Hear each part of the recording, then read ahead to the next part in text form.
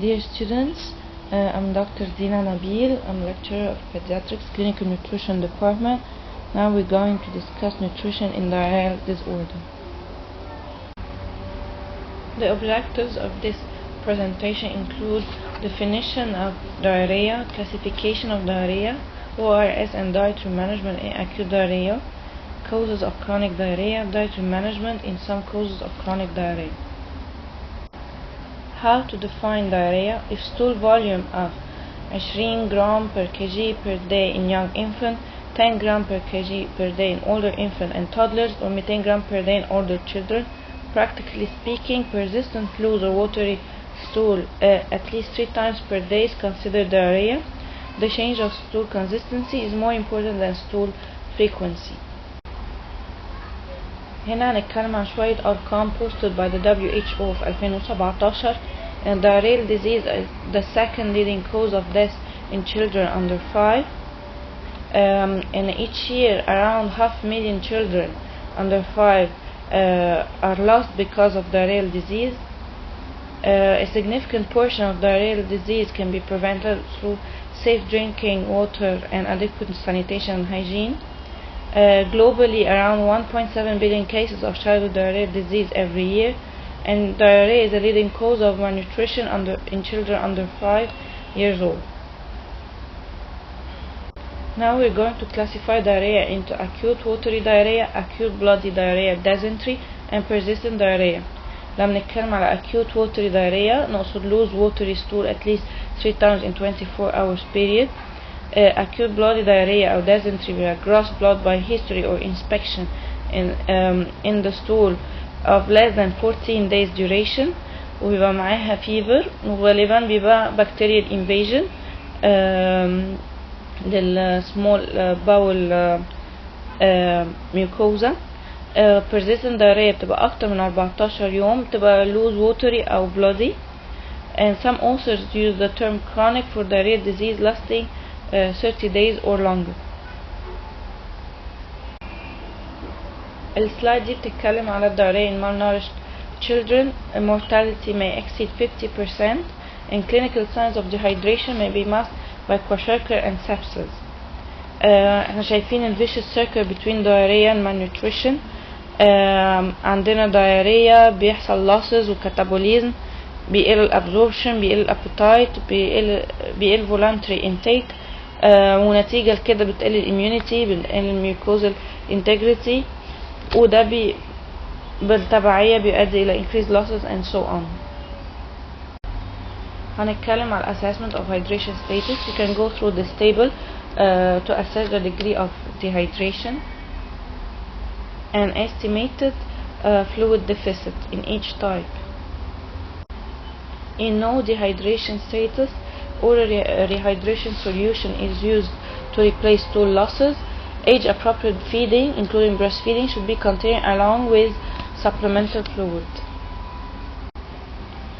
For mild to moderate dehydration, ORS at a volume of 50 to 100 ml per kg over 4 hours, and once repletion is completed, start feeding in fluids. ORT is continued for ongoing losses. For severe dehydration, IV therapy with rapid infusion of 20 ml per kg of isotonic saline is recommended. Once repletion is completed, start feeding in fluids. ORT is continued for ongoing losses. My goal for management of acute diarrhea is to keep nutritional status and prevent malnutrition or chronic enteropathy. Infants with acute diarrhea, encourage breastfeeding. If not breastfed, encourage taking undiluted formula at least every 3 hours in addition to ORS. For infants with dehydration, start feeding once rehydration is completed. Milk intolerance is a rare cause of diarrhea in resource-limited countries. This diagnosis should not be applied unless milk refeeding causes a prompt increase in stool volume, weight loss, and worsening of dehydration. Children with acute diarrhea, encourage taking solid food immediately after initial dehydration is corrected. Food high in energy content and micronutrients should be offered at frequent intervals, at least 6 meals a day.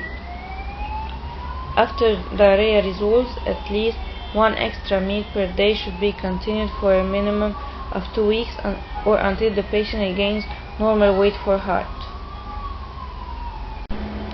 Food choices: mixed diet of cereal, pulse, and vegetables with addition of oil, butter for increasing density without increasing the bulk.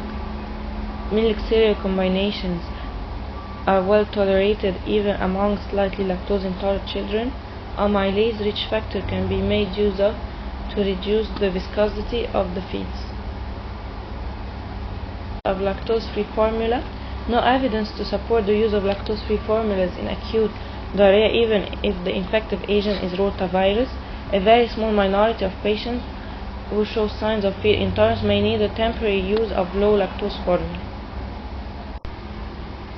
Minerals and vitamins: zinc less than 6 months 10 mg per day, from 6 months to 5 years 20 mg per day, each for 10 days. Zinc reduces the severity and duration of diarrhea and the incidence of subsequent episodes of diarrhea for several months. Vitamin A أقل من 6 شهور 50,000 which means 1 capsule not to be repeated. من 6 ل 12 100,000 which means 2 capsules. أكتر من 12 months 200,000 which means 4 capsules not to be repeated orally. Children with diarrhea in resource limited countries are of high risk of vitamin A deficiency and should receive high dose supplementation with vitamin A. Antibiotic in acute watery diarrhea is not indicated for most children with acute watery diarrhea. Suspected cholera is an important exception in which antibiotic therapy is useful. Acute invasive diarrhea impaired antibiotic therapy for acute bloody diarrhea should be targeted against Shigella species.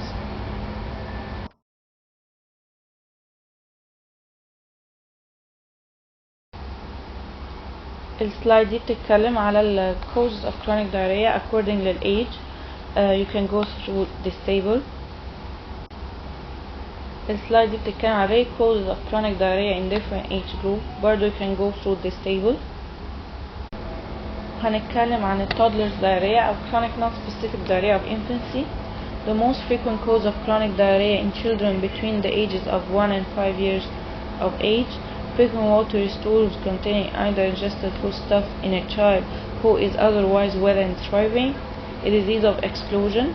Treatment: parental reassurance. Discourage excessive fluid intake, particularly of fruit juice and squash.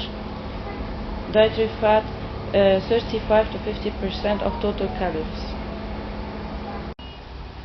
Secondary disaccharidase deficiency. Carbohydrate malabsorption can result from secondary damage to the GIT mucosa. This can present at any age with onset of symptoms occurring shortly after the primary injury, for instance in cow milk protein enteropathy, rotavirus infection, Crohn's disease, short gut syndrome, and immune deficiency syndrome. Lactase deficiency is the most common secondary enzyme deficiency. Studies in infants with rotavirus infection have shown an incidence of 30 ل 50% lactose intolerance which recovers 2 to 4 weeks after the infection.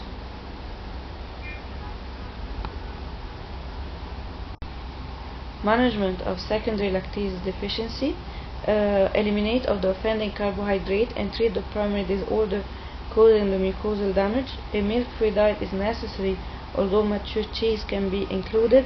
ليه؟ لأن الماتشور تشيز البكتيريا processing بتاعها اتغذى على اللاكتوز فبقت low lactose content. Medications needed to be checked as these can contain lactose as a bulking agent. هنتكلم على congenital sucrase isomaltase deficiency. ده rare autosomal recessive disease وده ممكن يبقى presented early أو late usually مع الويننج لما بندخل starchy vegetables أو بندخل any sugar containing food. clinical presentation to a very variable. Usually chronic watery diarrhea and faltering growth are common findings in infants and toddlers. المانجمنت ان احنا نعمل elimination للسكروز والستارش. lactose is okay, is tolerated. One symptom free. Gradually reintroduce السكروز والستارش. اول ما الاقي عندي osmotic diarrhea هثبت على the last tolerated level. دول tables بتبين ال low sucrose low starch solids وال sucrose content في ال 100 جرام edible portion of fruit. هنتكلم عن intestinal lymphangiectasia. هي congenital inherited أو acquired disorder characterized by dilated lymphatic vessels which rupture and leak lymphatic fluid into the gut, leading to protein loss.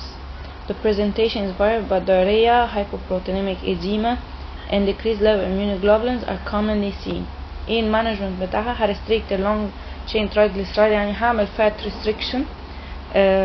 اللونج تشين ترايجليسرايد في الدايت بتاعي هيبقى من 5 ل 10، او هريستريكت التوتال فات من 25 ل 30% of total caloric intake. الميديوم تشين ترايجليسرايد هتبقى sole source of energy من الفات في الوقت ده. هستخدم هاي بروتين دايت عشان اعوض اللوس بروتين لوس، وفات soluble فيتامين علشان انا ماشي على فات restricted دايت ال ADE&K.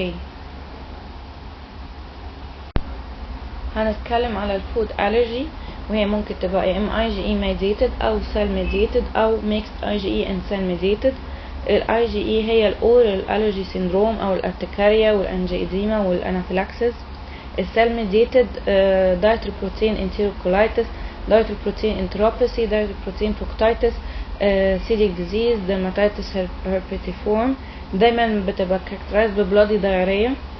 الميكس IgE والcell mediated بتبقى atopic dermatitis أو eosinophilic gastroenteropathy.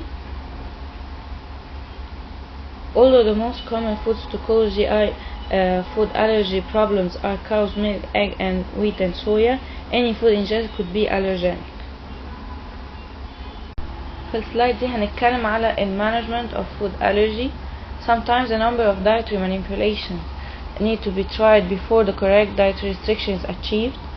Sequentially challenge the excluded food to identify those the child is reacting to in order to avoid over restricting the diet. الالجوريزم ده مهم جدا يعني بيعتبر step wise approach للحالات. عندي عيان بالكرونيك دايريا لازم exclude chronic illness زي ال IBD، واعمل trial للelimination للcommon allergen food، واستنى 5 to 6 weeks. حصل improvement همونيتور الجراس وهتشيك الدايتري adequacy، وهشوف امتى وازاي schedule food challenge. لو الدنيا ماشيه كويسه هبروسيد في الدايت مانجمنت اللي انا ابتديته، هشوف قد ايه هو adequate وبيحقق جراس وويت جين، وبرضه هكونسيدر امتى هعمل food challenge. لو ما حصلش improvement بالدايتري elimination اللي عملناها، هفكر في further dietary elimination. هفكر في medications. اكيد في وقت من الاوقات هضطر اعمل upper GI endoscopy. ما تحسناش هعمل further elimination. ممكن امشي على hypoallergic او partially hydrolyzed diet. ممكن افكر في medications، في steroids، في antihistaminics.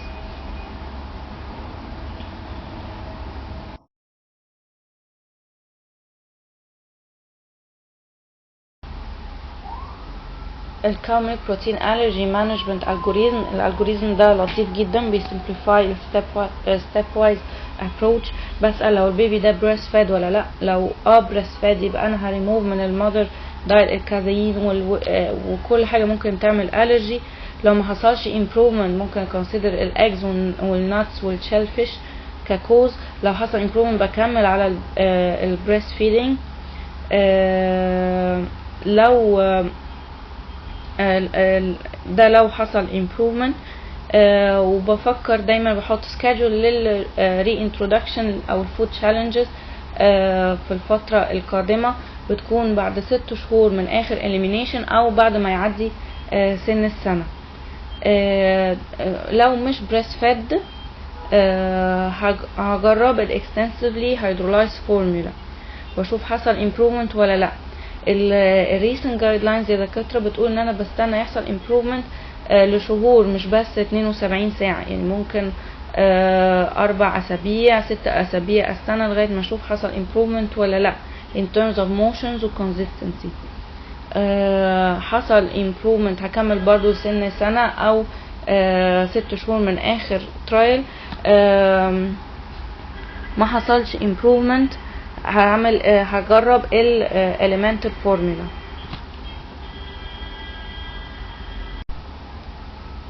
هنتكلم على ال eosinophilic esophagitis.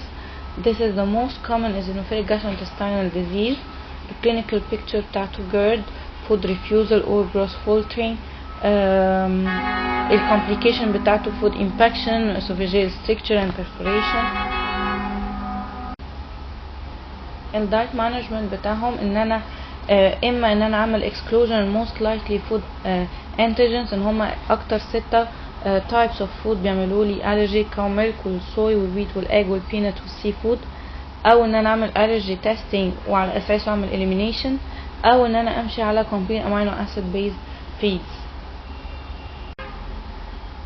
once وصلنا للريميشن هنعمل schedule ل gradual reintroduction للفود اللي حصل لهم elimination قبل كده.